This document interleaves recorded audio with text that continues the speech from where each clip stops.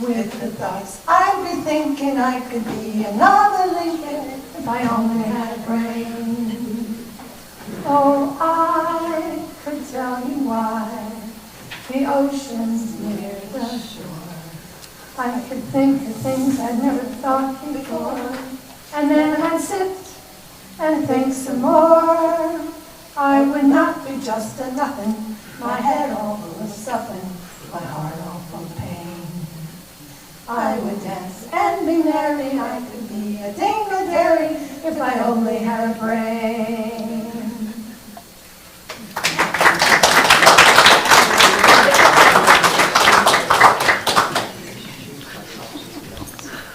Good morning.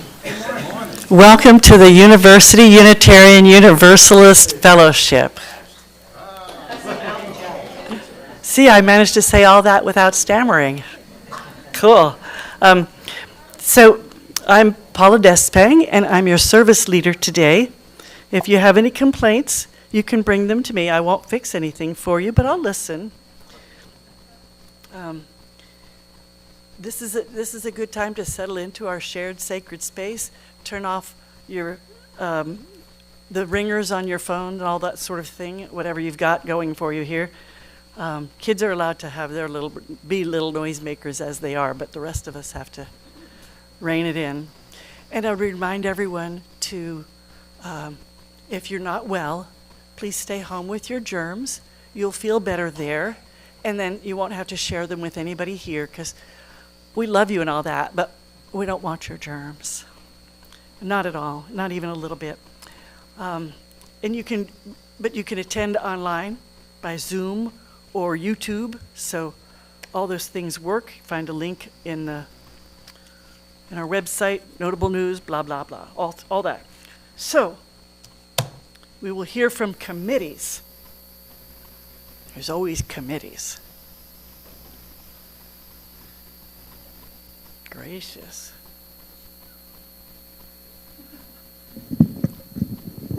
Hi, Lori Hospitality. First thing is that there will be no potluck in November. December 6th will be, which I believe it's the 6th, whatever that first Sunday is, will be the 8th? 8th is the potluck. Kind of a pre-holiday theme. We have openings for coffee servers in November, because the men's group was kind enough to take over all of October, but now there's openings. So see me after service if you want to have a chance to serve coffee to your fellow parishioners.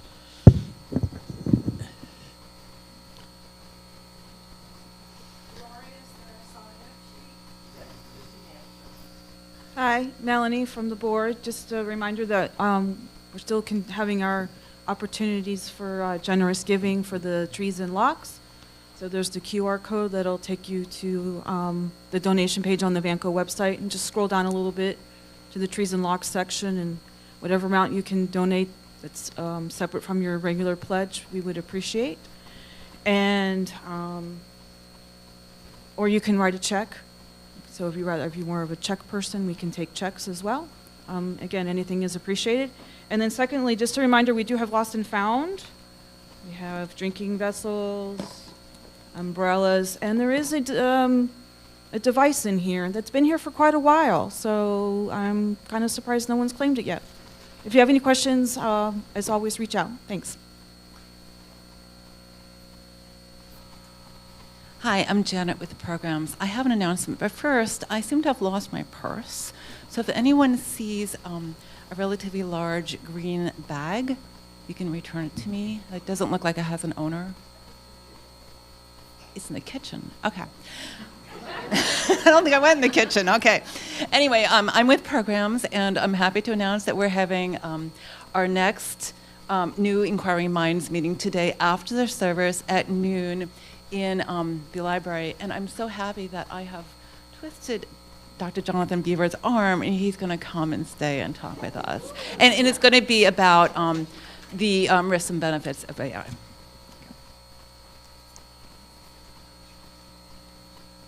I'm Ann with the board, but I'm kind of unofficially just re-announcing the opportunities to coordinate with 1U.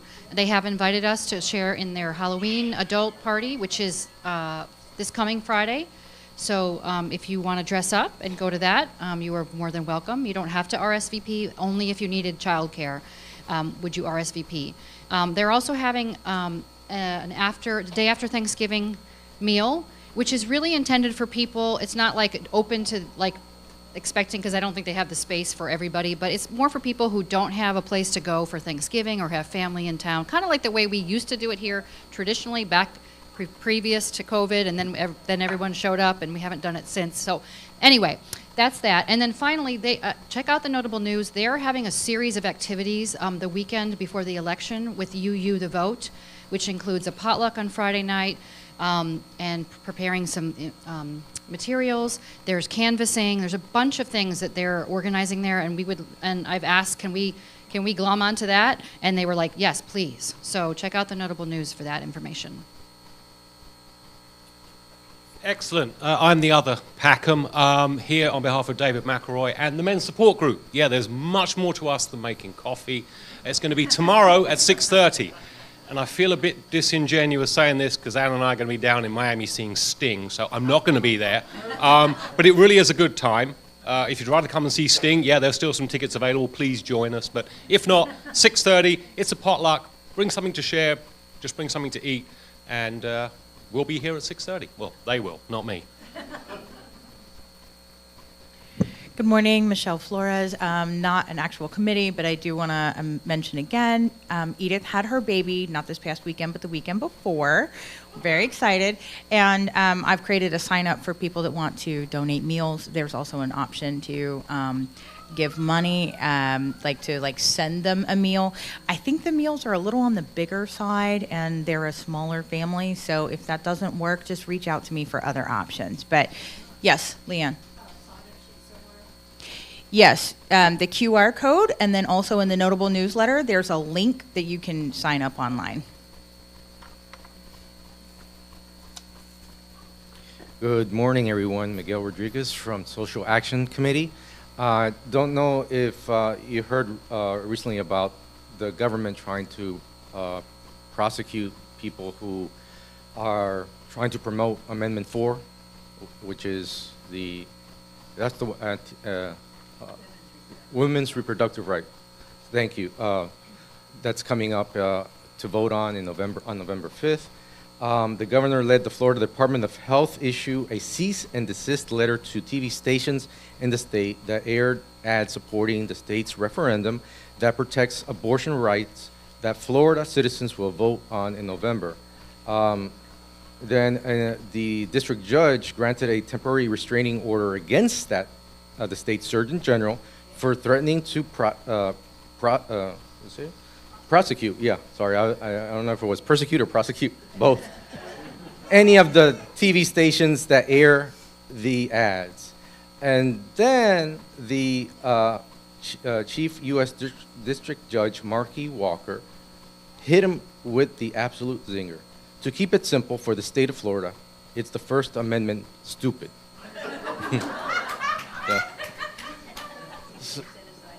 So you see what we're dealing with, not just nationally, but statewide. That's what Social Action Committee is about.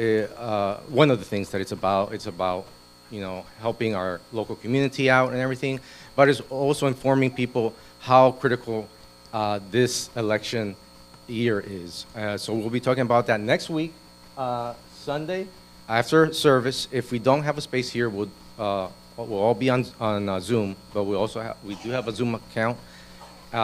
Then if you want to join that, let me know. If you can't be physically present, and if we are physically present, we'll also do it on Zoom. And just see me after the service today, and I'll give you the Zoom, all that information. We'll share all our contact information with you. Thank you.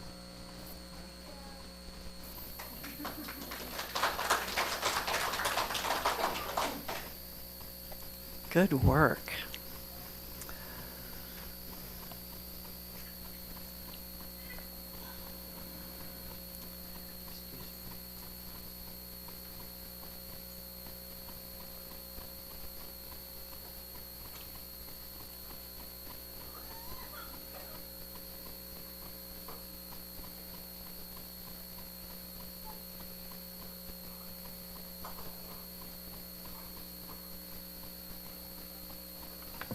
I'm trying to do music and service leading at the same time. It's a challenge.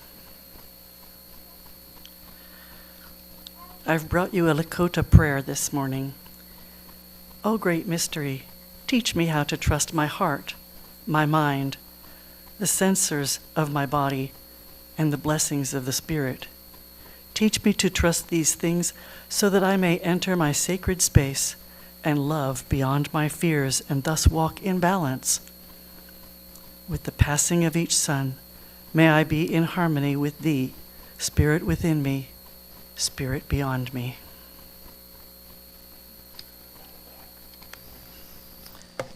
And inclusion will have our opening music. And you can sing along if you know the words.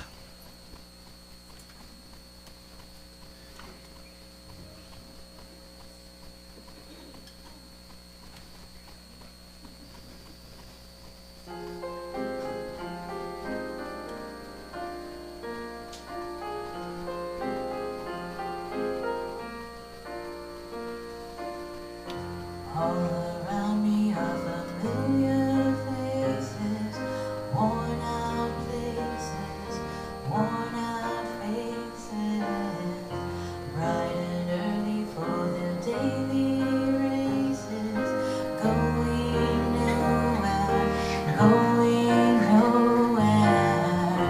and their tears are filling up their glasses.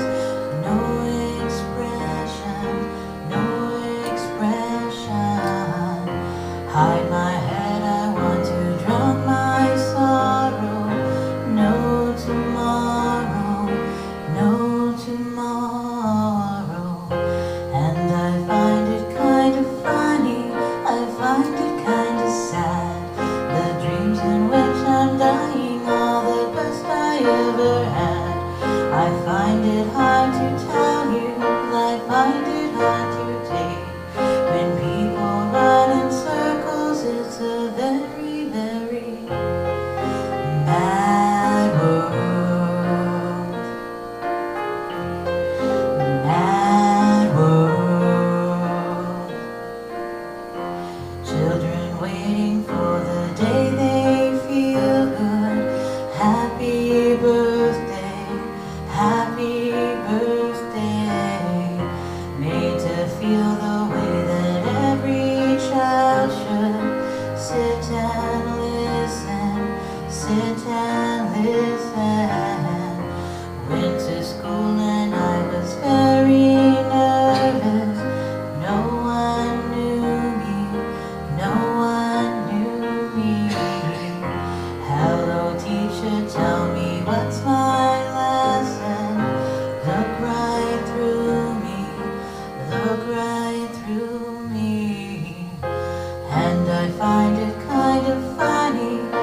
find it kinda sad. The dreams in which I'm dying are the best I ever had. I find it hard to tell you, I find it hard to take. When people run in circles, it's a very, very mad world. Mad world. Enlarge your world.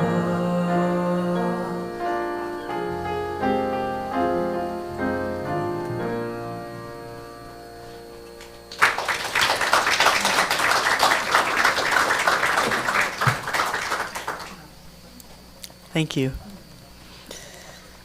Our chalice lighter this morning is Anastasia.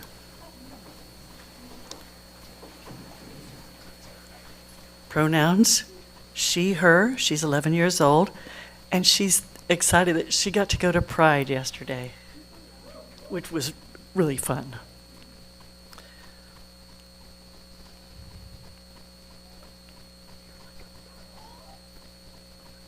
An old pro. In the light of truth and the warmth of love, we gather to seek, to sustain, and to share. And we affirm our relationship to each other as we strive to create it. Love is the spirit of this church, and service is its gift. This is our great covenant, to dwell together in peace, to seek truth in love, and to help one another. I'll offer a special welcome to our visitors today. I see you.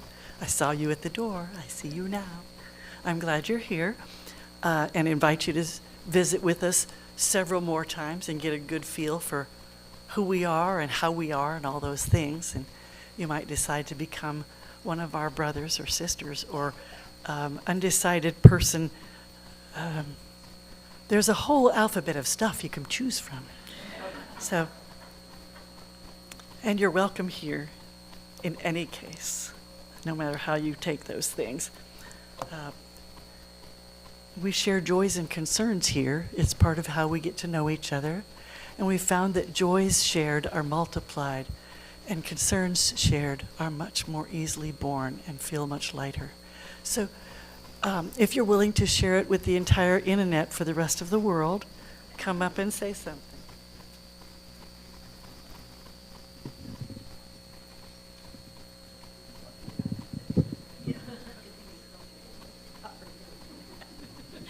Hi. Hi, Joey Cole. I just want to announce I had my cataract surgery on Thursday, and everything went well. And I really want to thank Caitlin McElroy, who gave up most of her entire day and had issues with the car and everything else, and still got to my house, took me, stayed with me, drove me home. You have to have somebody there, and I didn't have anybody that could do that. So it was just such a generous gift, and I really appreciate it. And I just want to mention, I'm going to put in a plug for, we're restarting our pastoral care committee with the assistance of Reverend Kathy. So, really, folks, our great covenant is that we dwell together in peace and help one another. We need to help one another a lot. A lot of us are older, but even younger folks need help from time to time. Whatever it is, please consider giving some time to pastoral care. It's a really important part of our community. Thank you.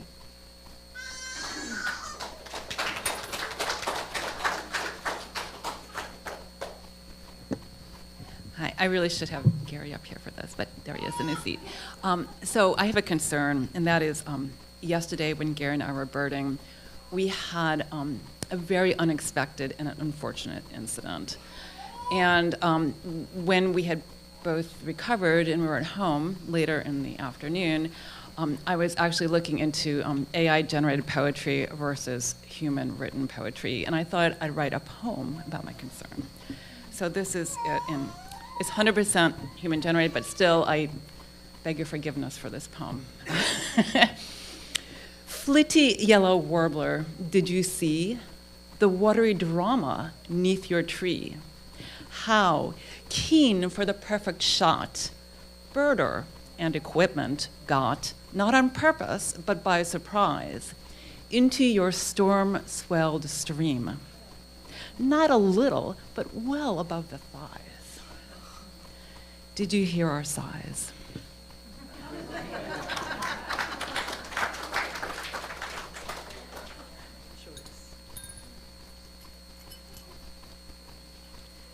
I have two joys today. Number one, it's my daughter's 19th birthday. I can't believe I'm old enough to have a 19-year-old, but here we are. And second of all, we went to Pride yesterday. It was really great to see the whole community and all of Orlando out there. It was no ugliness, and it was really nice.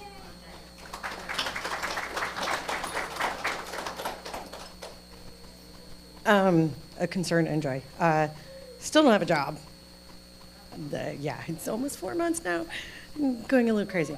But I will be having surgery, hip replacement, December 2nd. Yay! I'm so excited.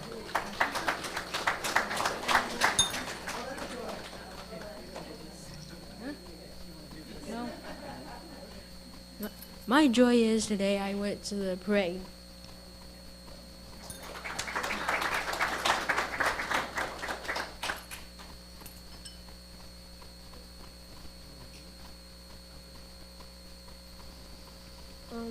So I have a joy. I'm really happy because I found some friends at school. So that's a step. So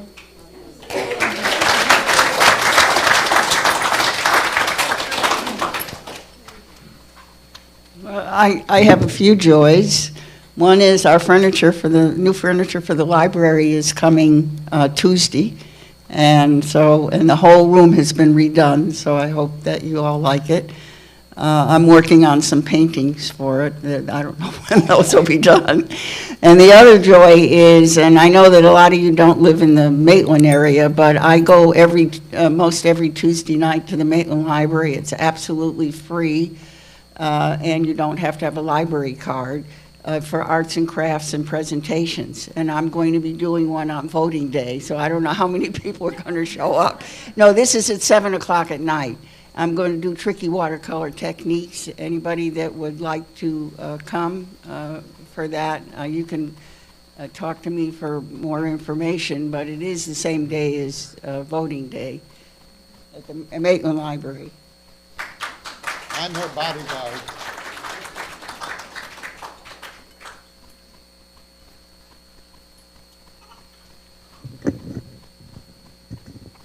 Doubling up on the pride joy of just being there with everybody in community, from Triple U, from 1U, and everybody, and just the connection that we all had.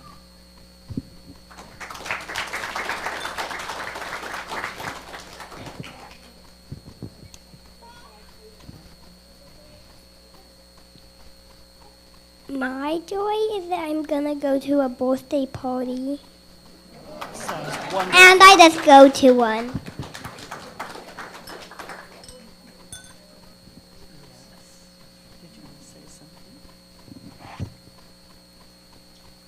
My joy is the zoo is coming over for babysitting. Excellent.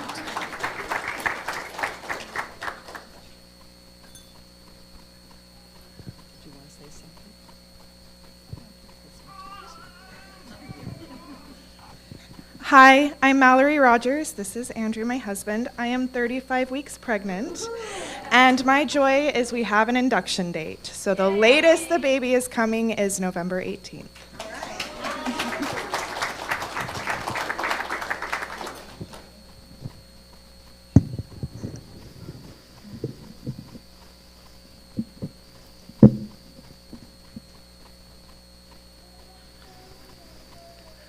Let's have a moment of silence for those joys and concerns that were shared and those kept private.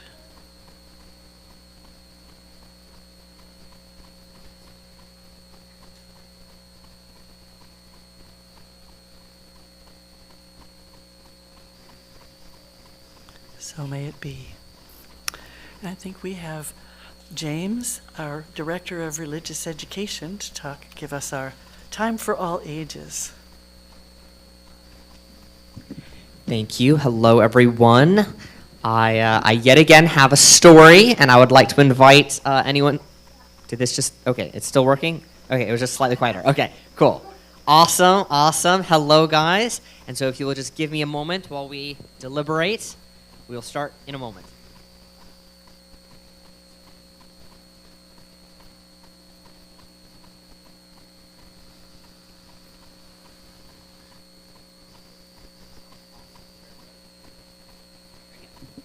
Okay, here we go. Once upon a time, in a land far, far away, there lived a tiny gnat. Now one day, this gnat was flying along, happy as can be, when suddenly a big gust of wind came and tumbled that gnat end over end, shaking it up and around until it fell dizzily onto the back of a nearby cow. Oh my, thought the gnat. Oh, what a terrible bother I am. Fallen down upon this poor cow's back. Oh, she must be so annoyed with me. Oh, I can't believe I did such a thing. The shame! The shame! How will I ever face anyone again? And so the gnat thought to itself for a good 2 minutes or so before it finally gathered up the nerve to face the cow and apologize. Oh, good neighbor cow, said the gnat, please forgive me. I am so sorry to have so rudely fallen onto your back like this. You must think me horrible. Oh no, nothing of the sort, said the cow. In fact, I didn't even notice you were there. Thank you for the apology, though. It was very kind. I hope you have a wonderful day. And with that, the cow cheerfully went back to her grass eating, and the gnat flew away home. Thank you guys so much for your help. And so now, as usual, I'm going to ask people in the audience here what kind of lessons you think you might be able to draw out of a story like this. And I see we already have a hand. It's always kind to apologize. That is a very good lesson. Yes. Oh, here we go. Your perception is not the same as everyone else's. Thank you. Very, very much so. Anyone else? Oh, Chase. People fly? Gnats definitely do fly. They fly all over the place. And people fly in planes and helicopters and hang gliders, all kinds of nifty devices. Anyone else? Here we go. We're often overly self-involved about things that just don't matter. Thank you. Yes. Anyone else? Oh, there we go.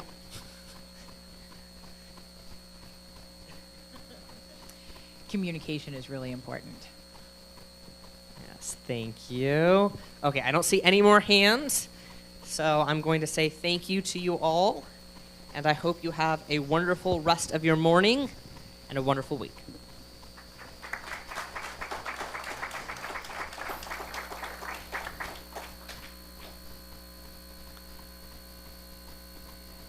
Our interlude and offering music will be presented by Inclusion, our house band, and we're a generous congregation as we put money into the baskets, and then when we're all done with that, we take it all out and count it. 40% of it goes to a local charity, and in this case, it will be SALT, which is Service and Love Together, and they provide showers and laundry facilities for people who are without homes.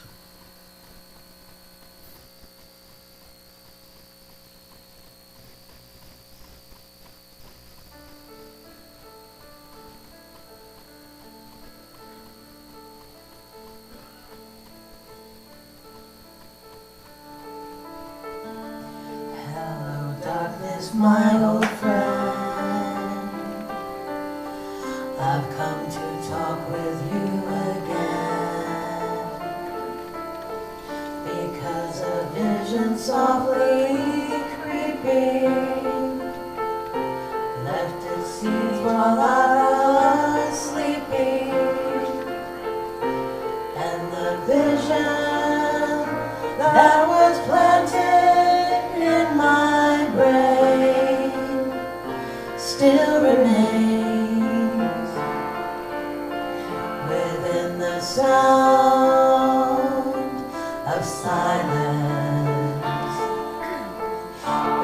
restless dreams I walk alone. Narrow streets of cobblestone. Neath the halo of iron glass, I turn my collar to the cold and damp. And my eyes were stabbed by the flash of a neon light that split the night and touched the sound of silence. And in the naked light I saw 10,000 people, baby, people talking without speaking, people hearing without listening, people writing songs that voices never share, and no one cared. To the sound of silence. Folks that I do not know. Silence like a cancer grows. Hear my words that I might teach you. Take my arms that I might reach you. But my words, like silent raindrops fell.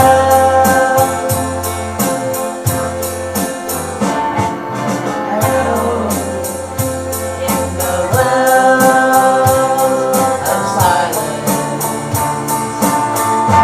and when people bowed and prayed to that neon god they raised, and the sign flashed out its warning in the words that it was for me.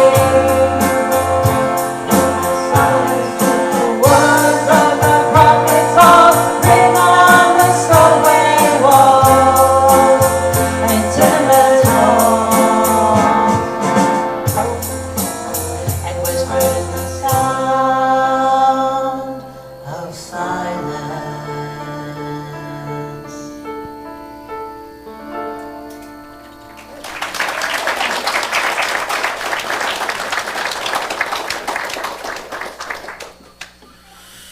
Wow.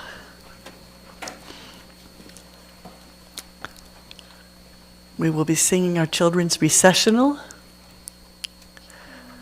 We love you and bless you and send you on your way. We love you and bless you today and every day.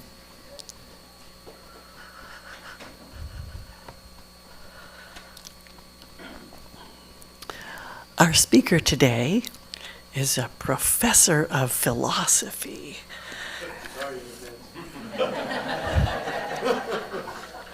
We don't accept apologies offered in advance. His name is Jonathan Beever, and he philosophizes, and he likes that part of his job, but he's afraid he'll get promoted to chairman of the department. And so, and in his non-philosophizing time, he likes to play music on guitar or fiddle or string bass or play with his kids, and I think those are both admirable hobbies. You may have your own assessment of that. I'll be fine with it. And so, warmly welcome, Jonathan Beever.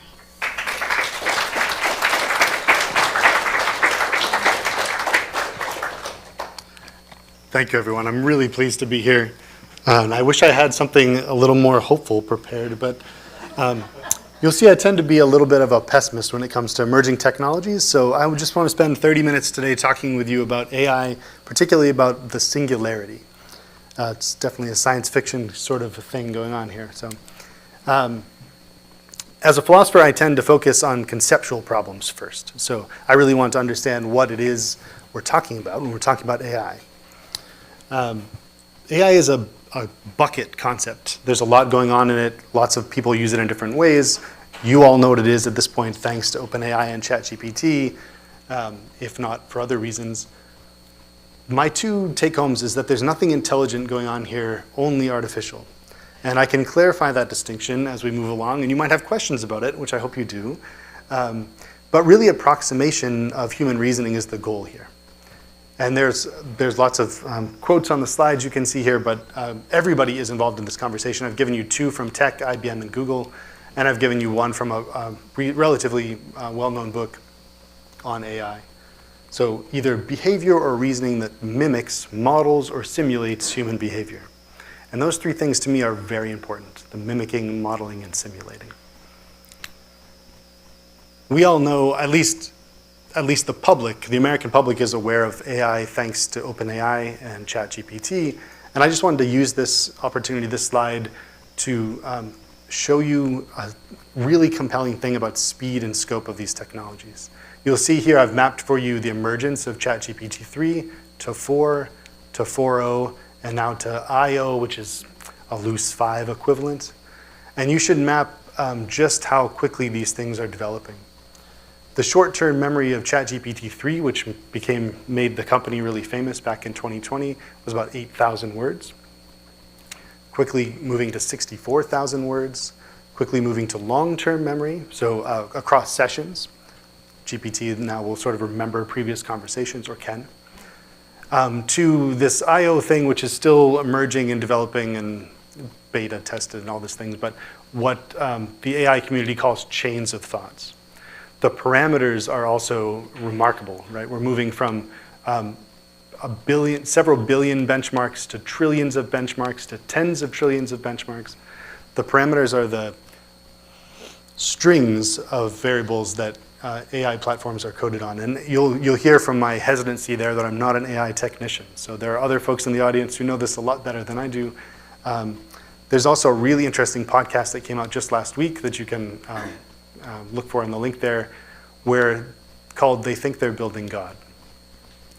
There's a real sense in what we're trying to do is approximate human reasoning and go beyond.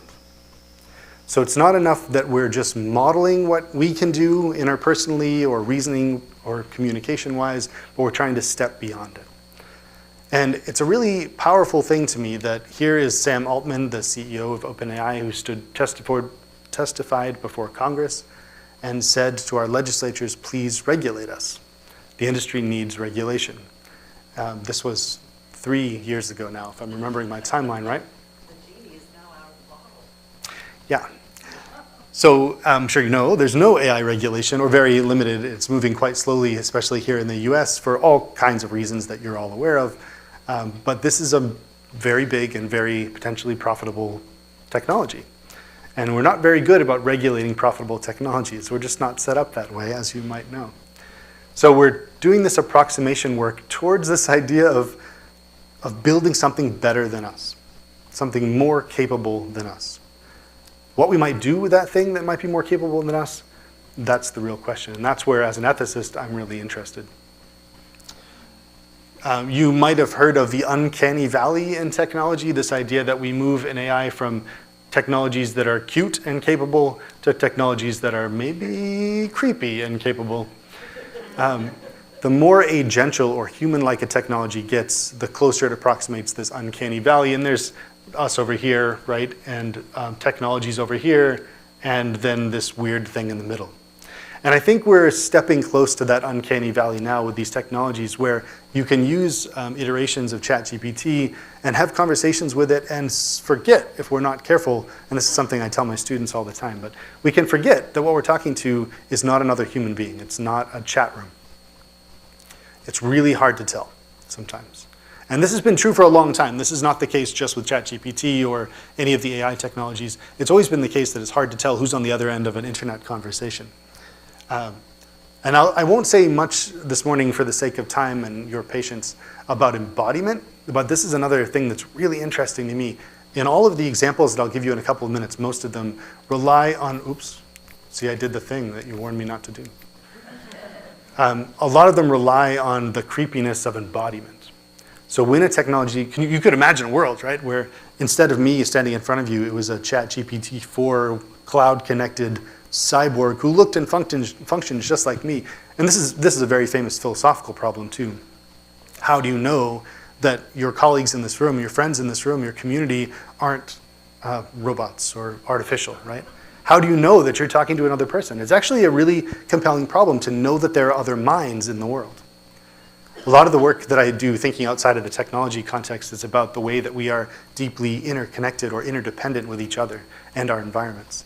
That we share everything.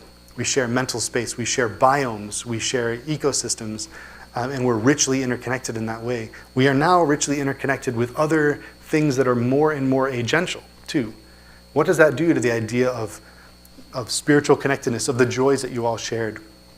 It worries me, and there's a worry here. And I don't want to be, I try not to be too pessimistic. There's also joys embedded here, but the creepiness I can't let go of.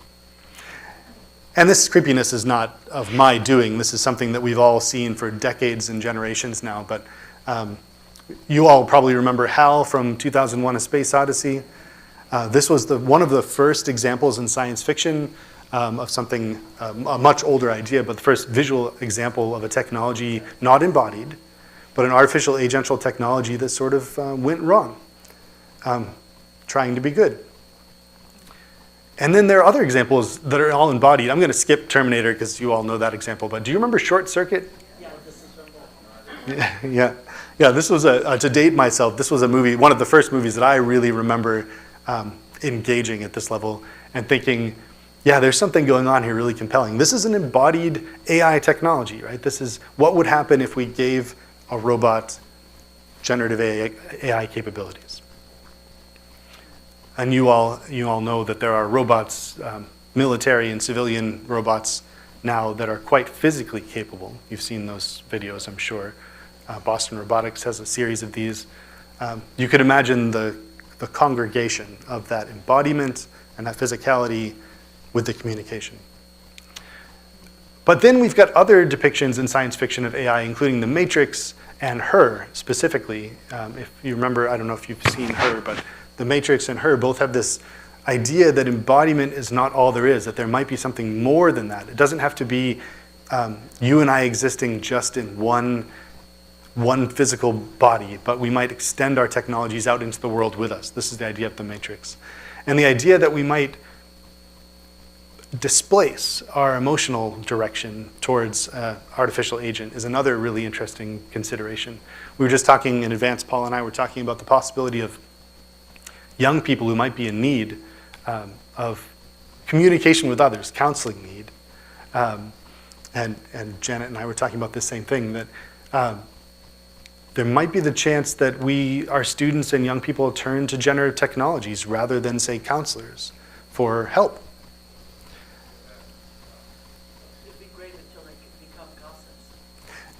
Yeah, well, that's the thing. Like, if you could imagine the professional obligations of a counselor, which is not to be a gossip, right? It's not beyond my imaginatory skills here to imagine that generative AI platforms might do the same thing. They might be these resources for students to help, or young people, or any of us, to think through very emotionally difficult issues. Now, I'm not here to evaluate that possibility.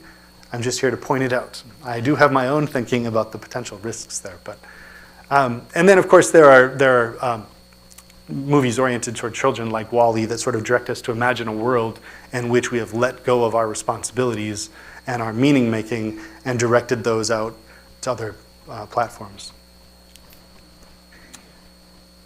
And this is what Ray Kurzweil and others defined as the singularity. So back in, I think, I've written this down on paper that I won't pull out now, but in the early 2000s, Kurzweil wrote "The singularity is near," and just this year wrote "The singularity is nearer." Back in 2005, Ray Kurzweil said that the singularity would occur in or around 2045. And what Kurzweil meant by the singularity is the convergence of machine technologies and human intellect. Now, you could read Kurzweil's book if you want to talk more about what this might be, and we can talk more about this in Q&A in just a couple of minutes here. But he advanced this again in 2024, saying, yep, I was right.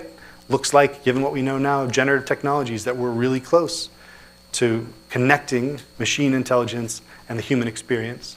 And he said we were going to go further than that now. And he predicted now that there'll be a millionfold expansion of intelligence. And he made some claims that I question about that involving nanobots. We're going to leave that aside. Because Kurzweil, right, he's a futurist, a science fiction guy.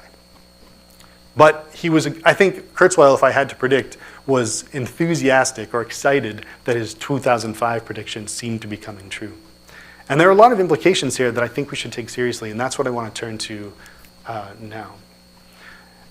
I could talk for a long time about each of these, and I just want to lay these out as points of contact for future discussions or for questions for me. But there are some really interesting questions for me about manipulation and simulation. And we've seen these come up. You've seen, I've offered here some popular news stories. You've seen the Scarlett Johansson debacle of last year. Scarlett Johansson was approached by Sam Altman's group, OpenAI, asking if they could use her voice to voice an AI system. And she said no. And then basically they did anyway. Because, so there are two reasons for this, and neither of which are relevant to this conversation, but I'll bring them up. One, Scarlett Johansson has a fantastic voice, so there's that. Second, there's so much of her voice recorded, accessible to the public, that it's actually relatively easy to model that particular voice. This is true. This is an intellectual property concern, one might think. Anyway, Johansson then sued AI, and there was this whole back and forth that you can read about in the news, and Altman and OpenAI basically said, well, we didn't use your voice, right? We just built this thing that sounds an awful lot like you. And yeah. Does he have asbestos That I don't know. You also heard just last year, and it's happened regularly since, that there were fake Joe Biden robocalls in the New Hampshire primary election, all AI generated. I just read just this week that the political consultant behind that has faced a fine and criminal charges, but it hasn't stopped. This is now true. There's all kinds of FBI warnings out for this election cycle about advertisements and election misinformation driven by the voices of our two candidates. And maybe more disturbing to me is that there's been a recent conversation in the last couple of weeks about the incredible rise of AI nudity bots. And these are bots that can take any one of us, any image of any one of us, and imagine, if you will, and that's the wrong word, note, but can imagine what it would be like if I was standing here before you naked. You could model that right now with AI, please don't. Nobody wants to see that. But this is actually a really substantial worry. This is a legal worry, this is an emotional harms worry, this is a big problem. And this all comes along with this rise of simulation. If what AI is supposed to be doing is getting us playing at getting us closer to God, developing these technologies that merge human intelligence with machine learning, what we're doing is just simulating that. And there are deep philosophical questions which I can't answer, but you might ask, about what the limit is. How close, how much do you have to simulate before you're unable to determine whether a thing is a machine system or a human system? What is it to reason? These are fundamental questions. These are questions that I'm grateful for as a philosopher that AI technologies are bringing back to the forefront. Philosophers of mind have asked these for thousands of years, and here we are with the new technology in front of us. Everybody's asking the same question. So there's a wide range of harms, and you can imagine what these are. I'll focus just very briefly on environmental harms. When we train, I'm going to focus on environmental harms. I'm going to get to privacy down here. These technologies, like every digital technology, have physical infrastructure. There's some really excellent work being done now about the environmental costs, basically the emissions cost of these tremendously large data-intensive technologies. Training these systems is highly energy inefficient, right? It costs a tremendous amount of energy. quick sidebar, I was giving a talk at the university, and one of the AV technicians, so not an academic, a staff member, and I got into sort of a heated conversation, which I'm grateful for now, but he was like, yeah, energy costs, sure, but once they're trained, they'll be super cheap and relatively small. You can have these things. His claim was, you could have a 30 terabyte hard drive sitting in your home, like a Google Assistant or something, that would run GPT for you, and you could train it, basically, right? And that's where he thought we were headed, is that everybody's going to have their own AI at home. And at that scale, well, there's all kinds of questions, but his claim was that wasn't an energy concern. I'll let you evaluate that. I think there's all kinds of other risks. So energy, I think environmental harms, I mean, there are a few of us now thinking about the implications and have been around digital technologies generally for some time. But for me, that's a really important one. That we live in a world that's quickly changing and I will editorialize degrading relatively quickly. And here we are advancing these artificial technologies. There's also some excellent research that AI systems can help us, say, better model climate change or better predict environmental risk or hurricane disaster. So there may be some positive benefit to those too. The trade-offs, though, are unknown. I mentioned briefly, and I'll mention it again here, emotional displacement. I think this is a real concern. There are some really excellent studies back in the early 90s about robo-dogs and goldfish, but I'm focused on robo-dogs, in retirement communities. That for older people who are maybe living alone, who don't have a lot of family around, these can be resources, outlets, if you will, for emotional connection. Having a goldfish in your home allows you a empathy dump, let's call it. And here is, and that's not to disparage goldfish. Some of us has remarkable relationships to goldfish. But that might be true of generative platforms as well.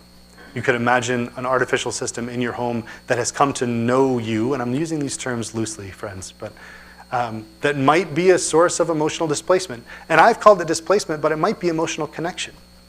There are whole generations of young people now who don't leave their homes very often. There's very famous examples of these who are stuck. Yeah, please.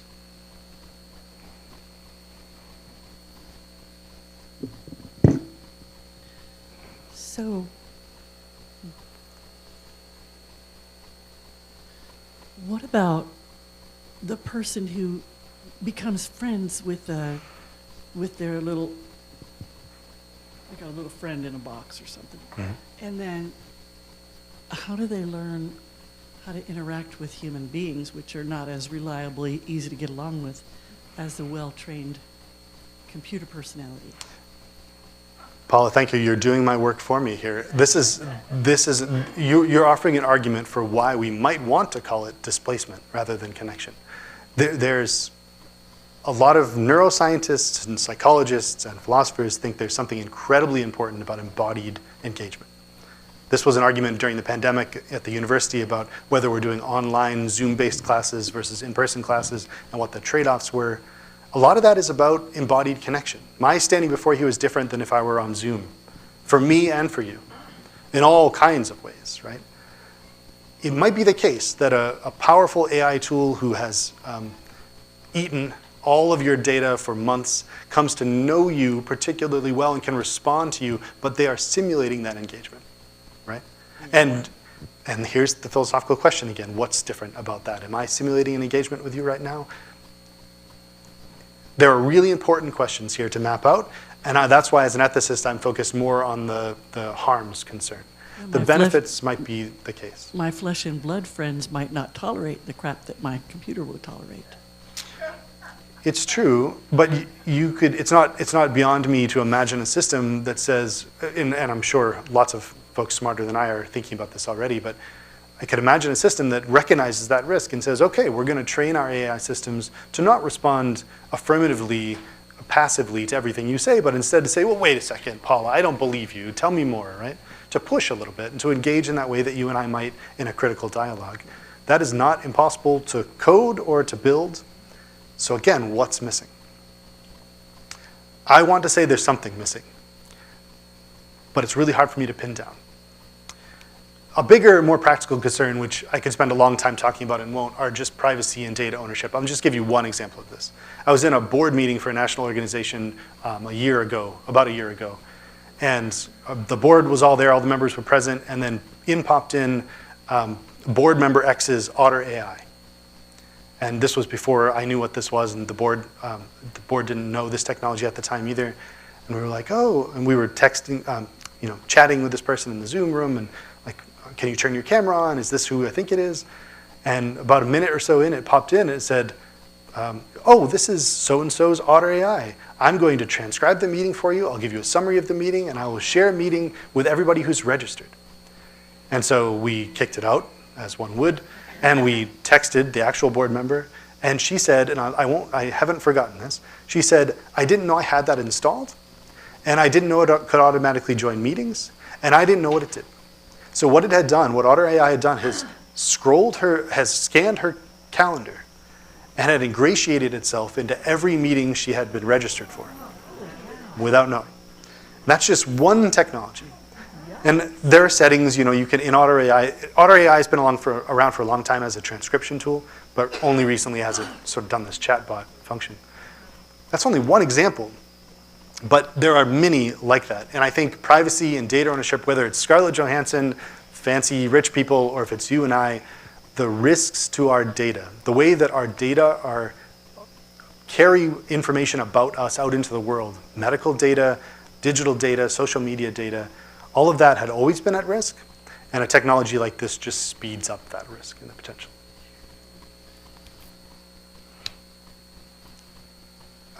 So there's the Otter AI example. I'll take 30 seconds to tell you about just the second one. I'll leave the third one we can talk about later. But I published a book article with an international set of collaborators. So there were 4 of us from 3 different countries. And it was an international press. And we submitted the manuscript on time and sent it to the editor.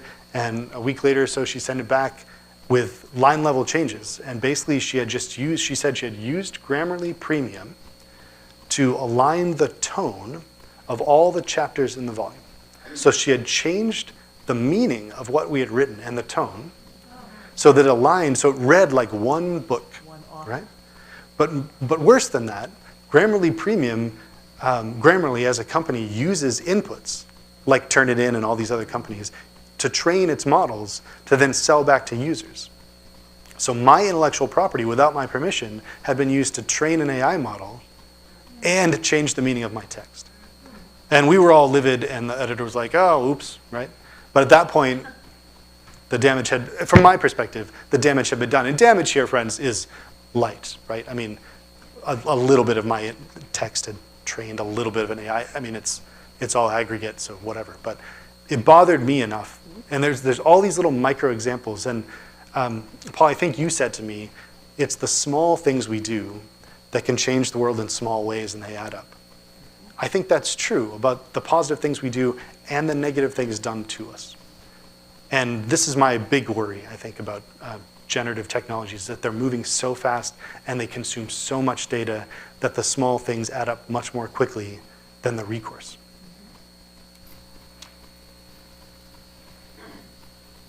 I spent 20 minutes talking to you about the negatives, from my perspective, again, about generative technologies, but there's a lot of work being done on ethical AI. How can we train models to be good and do right? Whoops. Oh, see, I did the thing again. Okay. Really quickly, there's thinking about ways that we can build artificial systems to encode privacy concerns as fundamental. Lots of technology companies are doing this. Here's Google's approach. Here's an institute, a not-for-profit institute, all thinking about ethical AI. What are the limitations of AI systems? UNESCO is on this bandwagon as well.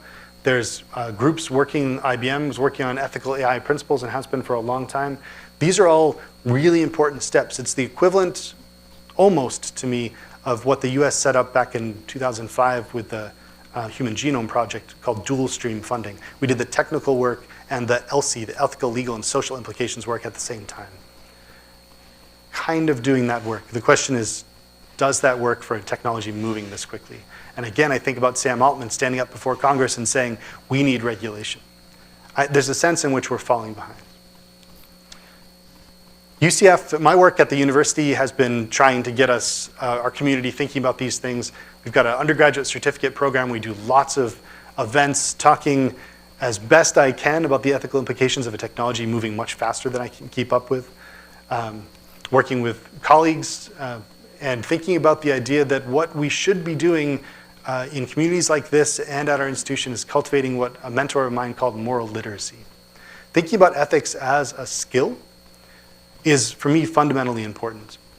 The way that AI technologists and robotic technologists had thought about ethics is rules they could encode, harkening back to Isaac Asimov, right?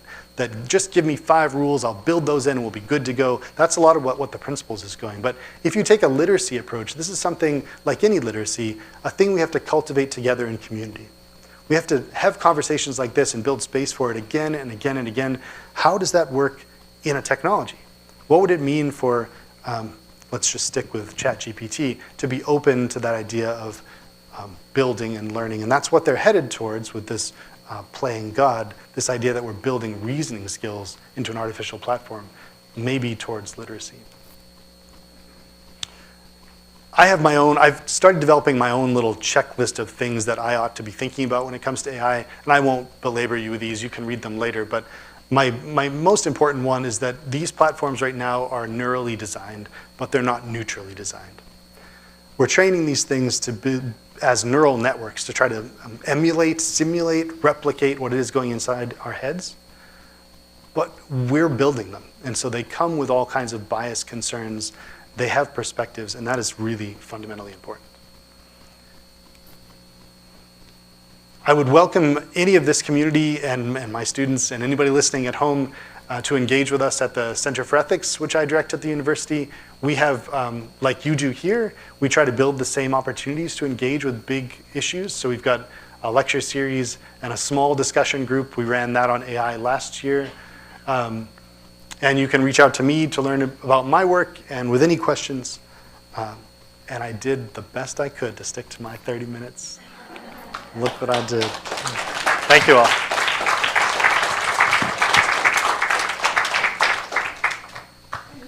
And we are in luck because he's staying after the service is over, and he'll be joining the Inquiring Minds group. So you can inquire things out of your inquiring mind into his. Thank you. Food for thought.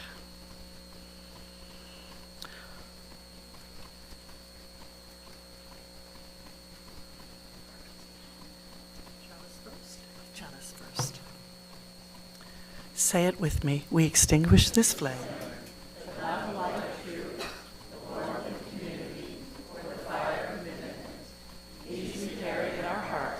Until we are together again.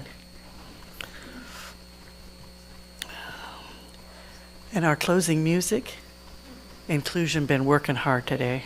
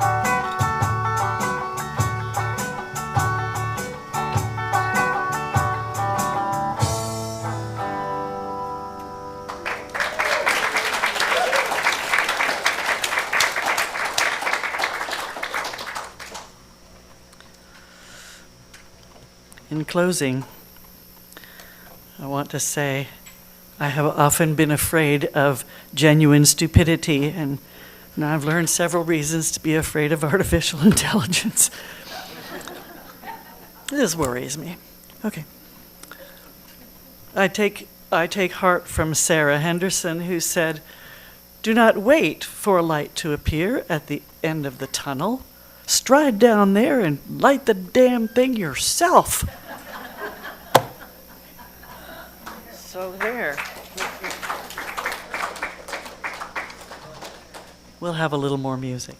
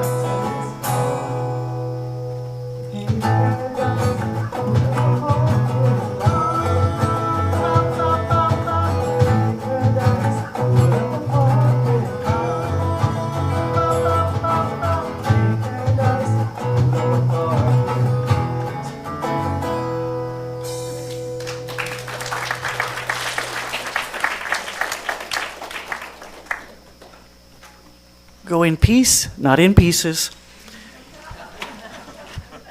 Coffee and cakes, tea, decaf if that's what you need. Yes. And in case